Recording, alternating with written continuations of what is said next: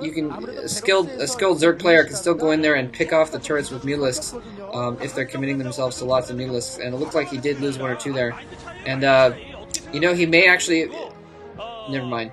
Yeah. So yeah, here we go, going for the hive. And Xellos has scouted the hive. What I was saying is usually the evolution chamber, you try and get the upgrades going as quickly as possible if you're going to go for a long-term, like an Ultralist build. If you can get your Carapace up, for instance, or your melee damage, obviously is good as well. But if you can get your Carapace up pretty high pretty quickly, one of the upgrades for Ultralisks gives you +2 armor on those Ultralisks. So if you can get like 2 armor plus those 2 armor, then that's 4 armor. And if the Marines are only doing 6 damage still, that means only 2 of those damage are getting through. And Xellos is already at +1 weapons. He's just going to let that burn down. He's like, yeah, I've got enough turrets. I've got turrets to spare.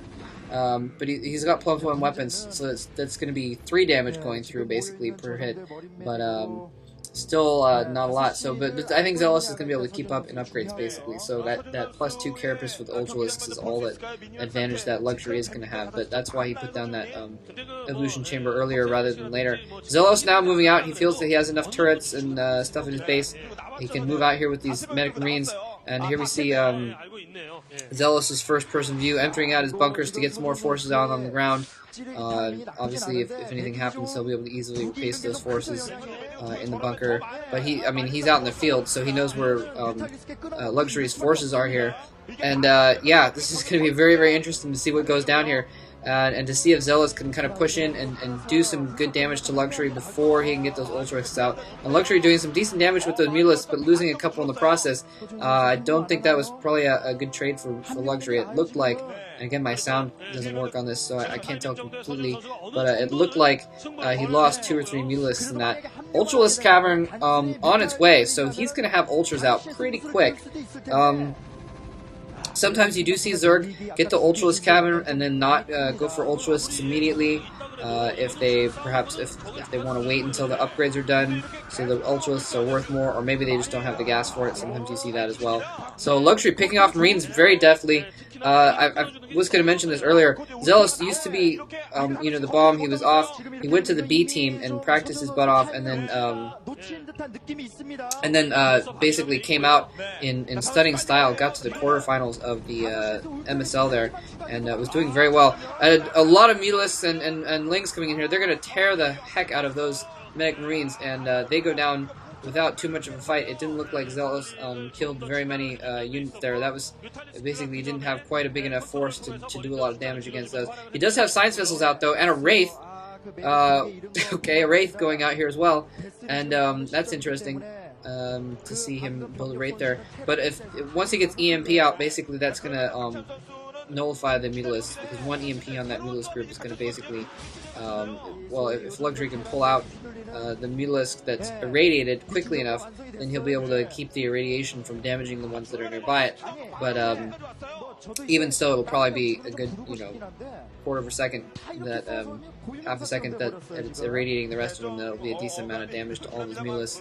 But just in general, once their Science Vessels are out, anytime the Mutalisks show their face, they can irradiate them and just pwn them. So, yeah.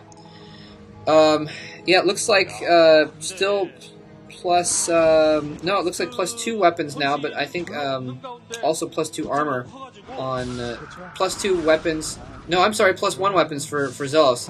And I forgot, yeah, oh, no, I was tripping. I thought it said 2, but I'm totally on crack. So still 1 versus 1 there. And yeah, Xellos in big macro mode here. He's got a lot of, and two starports going, pumping Science Vessels now. I think that's probably a good thing. We've seen that work really well lately.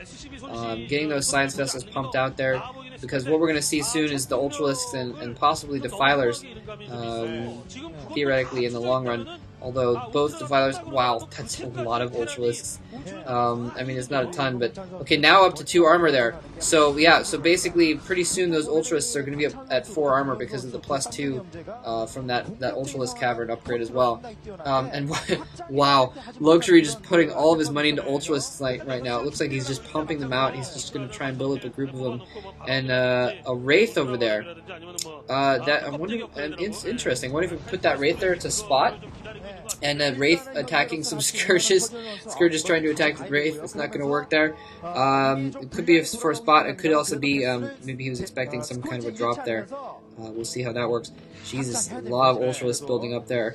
And the Xellos, I wonder if he knows what's waiting for him over there. If he can get some Irradiates off on those Ultralisks before they engage the Marines, that would be key. That would be vital. But there's just too many Scourges around, so he can't venture his Science Vessels out right now. Yeah, see? 4 Carapace on those Ultras. Oh my gosh, this next battle is going to be really, really key. Okay, Irradiate's going off now. Those Science are going to have to fall back, or the Scourges are going to hit him. They do fall back. The Marines are not targeting the Scourges. Oh my gosh, the Scourges totally taking out almost all the Science Vessels there. The Mutalisks coming in to finish off that last one. The Medic Marines surrounded by Ultras here. They're doing a pretty good job, but I think they're all going to die. Horrible, bloody, painful, tusk-ridden deaths, and wow, huge battle, huge deal there. And now with Luxury taking more bases all over the map, and Xellos basically pinned back in his base by those Ultralisks. He cannot move out at this point, and just not able to do enough damage. And those he's trying to build another base, but that's not going to happen.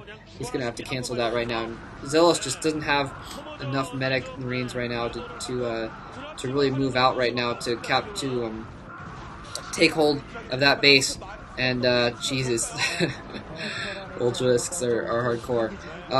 Yeah, so things not looking good for Xellos right now at all. And it doesn't look like he actually even canceled that command center. It looks like Luxury is just trying to finish this off right now. He's just pumping units, just totally almost Sauron style, just pumping units directly into Xellos' base. And there's, oh my god, there's not much he can do right now. He's trying to get, the Marines are trying to run to the bunker, and oh my god, they're just getting picked off as they run.